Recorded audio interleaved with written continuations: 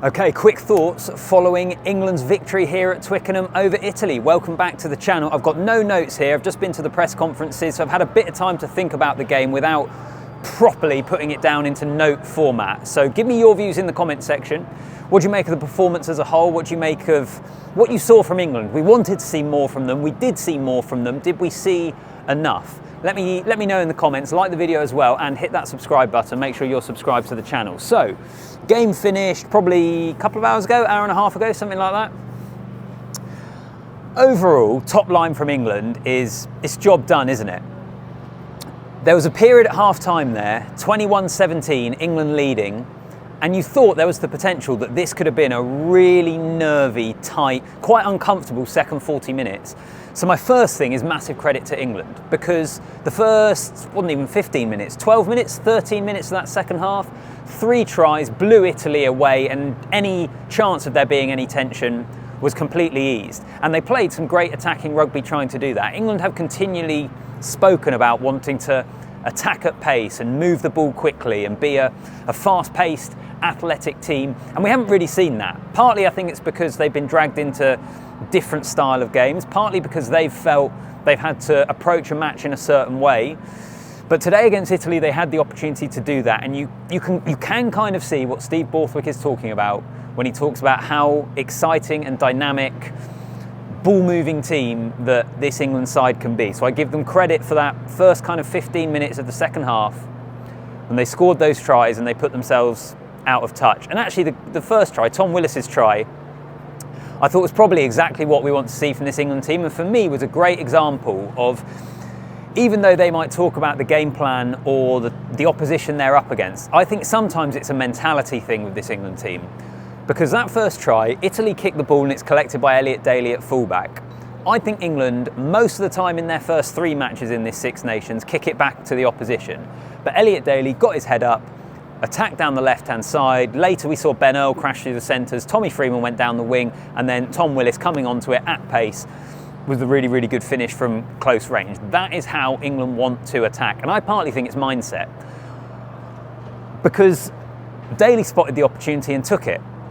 And there are so many occasions throughout the Six Nations where England would have kicked it back to the opposition. Now, you're not going to run it back every single time, but I think sometimes it is about heads-up rugby and seeing that opportunity. Because I remember being here for the Ireland game in the Six Nations last year, where England, I think, their first thought was, can we attack? Do we have the numbers wide to try and stretch the defence? And they moved away from that. Can they start to try and get back to that? Because for me, that is one of the keys of them being able to attack in the way that they say they want to be able to attack. So a lot of good stuff in an attacking sense from England. What are my negatives for England? Defensively, I still think there's a few questions there. I mean, some of Italy's tries were sensational, but I mean, I'm not sure why there was so much space for Ange Capuozzo to get that kick through for their first try. That happened shortly after Ollie Lawrence had gone off. Marcus Smith had come on at fullback. I wonder whether he was caught out of position there. The Vincent try as well was absolutely sensational, but again, it came from Capuozzo breaking the line. Vincent then steamed past the covering England defence. So superb Italian tries, but I still think there are some questions there in terms of England's defensive shape as a whole. Every single team they've played in this Six Nations have shown that you can get at them. And I think that'll give a Wales team who have a bit more confidence now, real confidence that they can hurt England and they can make them uncomfortable in Cardiff next week.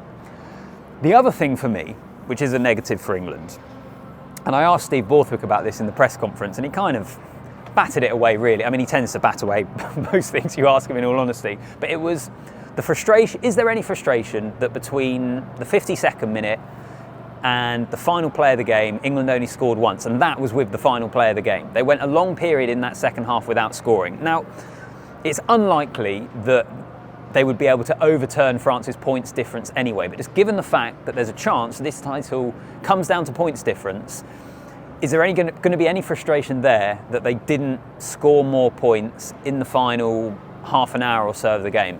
I just wonder. Overall though, for me it's positive for England. I mean, they go into the final weekend, in theory, in contention for the title. They're not going to win the title unless, I mean,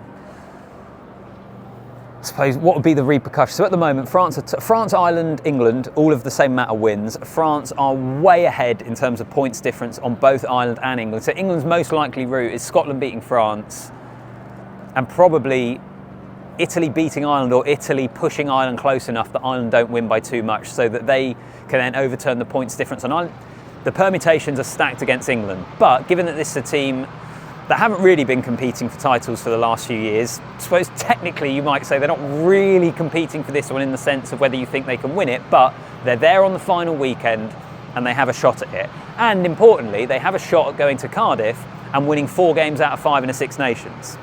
I mean, after that France performance in Dublin yesterday, I'm not quite sure how England managed to pull it off here at Twickenham beating France, but that's the championship, right? That's why we love it. Things to keep an eye on for England.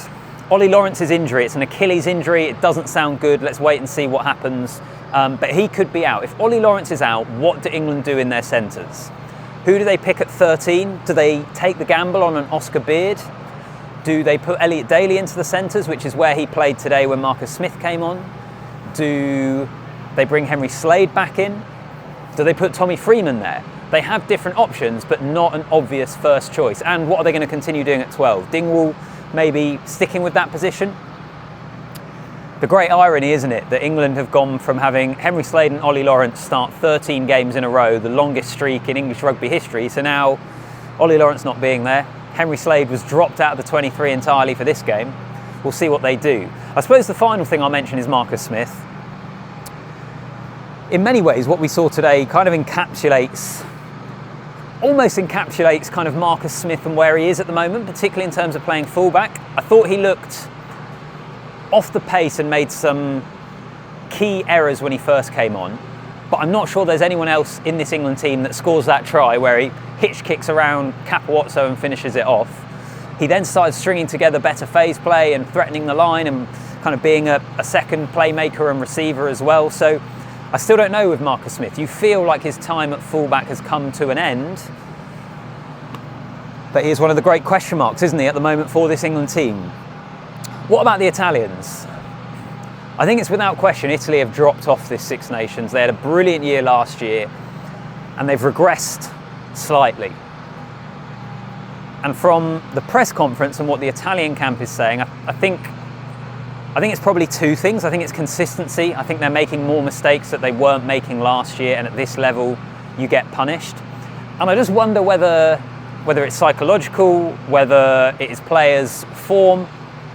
But they spoke about it afterwards today that 2 of the tries they conceded in this first half were things that they had prepared for, things they had spoken about, and they still let them happen. I think that's always a worrying sign, isn't it? When you're conceding tries and you just have to hold your hands up and say, there's nothing we can do about that, that was just the opposition being too good, that's one thing. When it's things that you've looked at and you say, actually, we knew that was going to happen, we knew they would try and do that, and we still haven't been able to stop it, you maybe have a few more concerns. But those are my general thoughts. England win 3 from 4 so far. They have a chance to go to Cardiff and go 4 from 5. That is still, I'm still saying it, such a danger game for England. And also, those of you that have been watching the channel throughout the Six Nations, I've been saying this since the start. This is no Warren Gatland departing and Wales becoming a bit better in the last 2 games revisionism. I've been saying this from the start. That is a danger game. Give me your thoughts in the comments, like the video as well, hit that subscribe button, and I'll see you in the next one.